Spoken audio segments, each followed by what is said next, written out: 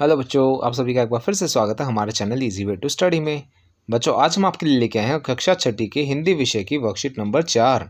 बच्चों, जैसे कि आप सभी जानते हैं, सबसे पहले यहाँ पे हमें अपना नाम लिखना होता है और नेक्स्ट शीट में हमें अपने कक्षा अध्यापक का नाम लिखना होता है। चलिए देखते हैं अपनी वर्कशीट।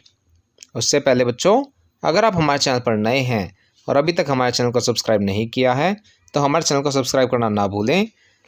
साथ ही बेल आइकन बटन ज़रूर दबाएं, जिससे हमारी कोई भी नई वीडियो आती है आपको तुरंत नोटिफिकेशन मिल जाए। चलिए देखते हैं अपनी वर्कशीट। हमारी वर्कशीट कहती है बच्चों, कार्यपत्रक संख्या 3 में हमने जाना कि बचपन पाठ की लेखिका कृष्णा सोबती अपने बचपन की बातें बता रही हैं कि वह बचपन में रंग बिरंगे कपड़े पहनती थी और छुट्टी वाले दिन उनकी क्या दिनचर्या थी। अब आगे तुम्हें बताऊंगी कि हमारे समय और तुम्हारे समय में कितनी दूरी हो चुकी है, यहाँ तक कि बचपन की दिलचस्पियाँ भी बदल गई हैं। याद रहे, उन दिनों कुछ घरों में ग्रामोफोन थे, रेडियो और टेलीविज़न नहीं थे। हमारे बचपन की कुल्फ़ी आइसक्रीम हो गई है, कचौड़ी समोसा पैटीज़ में बदल गया है, शहतूत और फालसे और खसखस के शरबत कोक पेप्सी में। उन दिनों कोक नहीं, लेमनेड विमटो मिलती थी। शिमला और नई दिल्ली के बड़े हुए बच्चों को वेंगर्स और डेविको रेस्तरां की चॉकलेट और पेस्ट्री मज़ा देने वाली होती। हम भाई बहनों की ड्यूटी लगती शिमला मॉल से ब्राउन ब्रेड लाने की। हमारा घर मॉल से ज़्यादा दूर नहीं था, एक छोटी सी चढ़ाई और गिरजा मैदान पहुंच जाते। वहां से एक उतराई उतरते और मॉल पर कन्फेक्शनरी काउंटर पर तरह तरह की पेस्ट्री और चॉकलेट की खुशबू मनभावनी। हमें हफ्ते में एक बार चॉकलेट खरीदने की छूट थी। सबसे ज़्यादा मेरे पास ही चॉकलेट टॉफ़ी का स्टॉक रहता।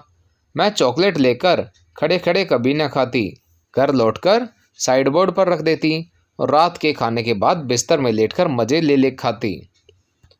इसके बाद बच्चों, हमें कुछ प्रश्न उत्तर दिए गए हैं। चलिए देखते हैं इन प्रश्नों के उत्तर। हमारा पहला प्रश्न बच्चों, लेखिका कृष्णा सोबती अपने बचपन में कौन कौन सी चीज़ें मज़ा ले लेकर खाती थी?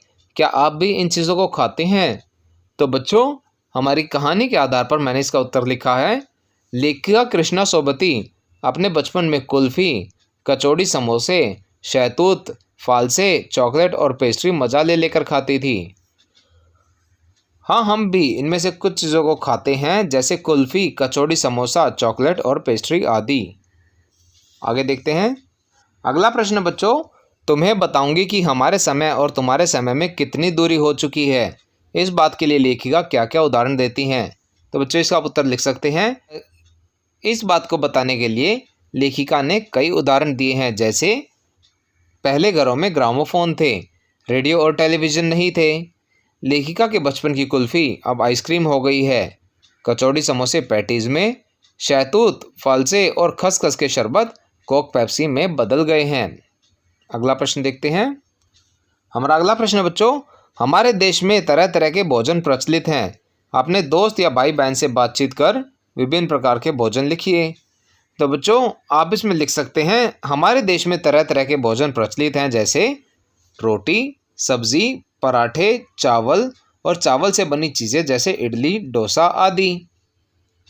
इस प्रश्न में बच्चों, आप चाहें तो और भोजन भी लिख सकते हैं जो हमारे भारत में प्रचलित हैं। चलिए अगले प्रश्न पर चलते हैं। हमारा अगला प्रश्न है बच्चों, पाठ से ऐसे शब्द छांटिए जो आपने पहली बार पढ़े या सुने हैं। तो बच्चों, इसका उत्तर मैंने अपने हिसाब से लिखा है। जो मैंने अपने बचपन में चीज़ें नहीं सुनी उनको मैंने यहाँ पे लिखा है, जिन्हें मैंने पहली बार पढ़ा है। पाठ के कुछ शब्द जो हमने पहली बार पढ़े या सुने हैं वह हैं ग्रामोफोन, फालसे या फिर विमटो। बच्चों, अगर आपको कोई और शब्द ऐसा लगता है जो आपने पहली बार सुना है तो आप उसे भी यहाँ पर लिख सकते हैं।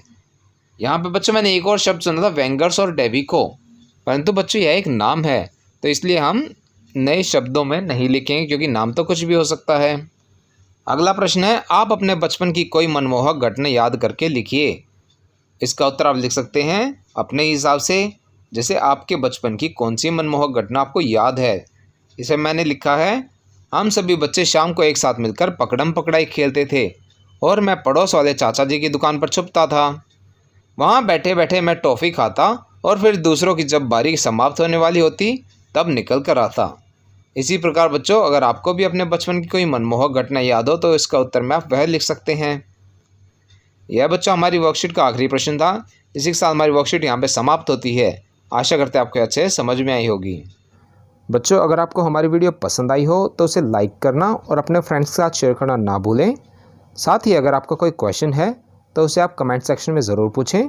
हम आपके क्वेश्चन को जल्द से जल्द आंसर करने की कोशिश करेंगे।